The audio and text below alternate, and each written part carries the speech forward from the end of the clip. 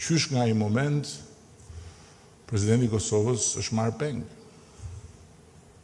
Tani mund të jetë sekret shtetëror këtu në Kosovë, por nuk është sekret shtetëror për mua që edhe presidenti i Kosovës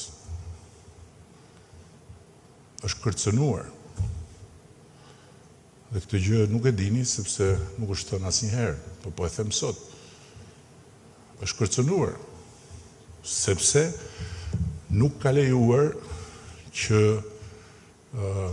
prokurorët të dhunonin zyrën e institucionit president Kosovës, se me demek do kërkonin edhe aty provat e krimeve kundër njerëzimit.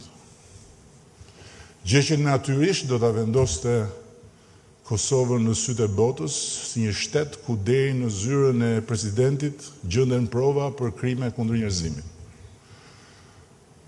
Dhe kërcënimi i presidentes ka zgjatur 2 vjet.